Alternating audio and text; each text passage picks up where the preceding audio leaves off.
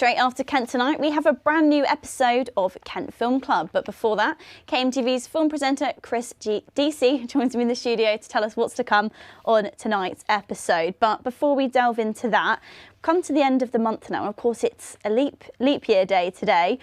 But I wanted to ask you, you've had an extra day to watch films this month then. I have. What have you been watching in the cinemas in February? Although I should have watched, of course, Leap Year, the film with Amy Adams for 2010, or as Mark Kermode called it, Leapy Ear. I don't think he was a fan. But yeah, I mean, so many films. Wicked Little Letters is a highlight. It's actually great watching that. I've seen it twice with large audiences. There's lots of expletives, and apparently it's based on a 1920 case in West Sussex of some, because these days we talk about trolling and, you know, the things that people abuse that people post online. But in 1920, between two villagers in this very tranquil village of Littlehampton, there were all of these very, very naughty letters that were sent, and it went to court, and the identity of the culprit wasn't who we expected it to be, but it's based on true events. But watching that with an audience and you thinking, gosh, the things that were going on 100 years ago are mirrored today with social media. But also it's all about equality and justice and a very strong, you know, three very strong female leads. So it's a very interesting film from the point of view of, you know, historical perspective. Sounds interesting. And West Sussex is where I'm from, so I'll have to maybe give that one a go.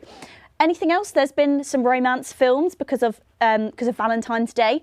Anyone But You I watched. That's the only film I've seen this month. Have you been watching any of the love films out in the cinema? Well, do you know, there's a lot of that. There's also films this week. I mean, I'm just thinking of a really tender Japanese film, well, by Wim Wenders, who's, you know, a German director, made Wings of Desire in the late 80s. And it's such a beautiful film, very zen, about, well, you know, at face value, you're thinking a film about a toilet cleaner in Japan. But it's this really remarkable film about somebody who almost like devotes to his job. It's like a cremation rite or a purification ritual. And he takes this so seriously, and everything around him is chaos, but he's like closer to enlightenment than anyone else. There's probably some abuse or trauma in his past, but it's a film that's very tender. He's a man of few words, but seems to be far more in control, far more able, you know, at peace with life than anyone around him. So as somebody who teaches on Buddhism, I was watching this thinking, this is so remarkable, so moving. But, you know, when you read the synopsis, you're thinking, who would be interested in this? But it's called Perfect Days. Interesting range of films you've been seeing. So we're about to enter into a new month, starting to edge into spring. Days are going to start getting a little bit lighter. What's going to be out in the movies in March? Well, I know that June, the sequel to June, is out tomorrow. Timothée Chalamet. Absolutely, yep. Yeah, and you know, a huge cast as well. And you know, looking at that, I thought, how many spaces, like at the IMAX in London, you know, completely sold out. So that's the big film. But at the end of the month, we have Ghostbusters: Frozen Empire. They've made so many of those films now. I know, and including one, of course, with an all-female cast.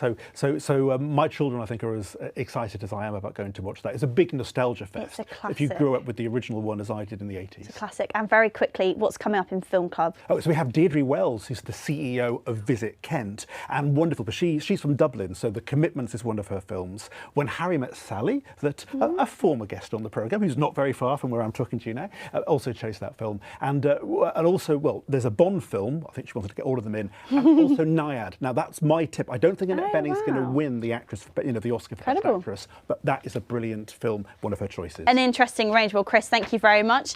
Viewers can stick around for that episode, but that's all from me. Have a lovely evening and good night.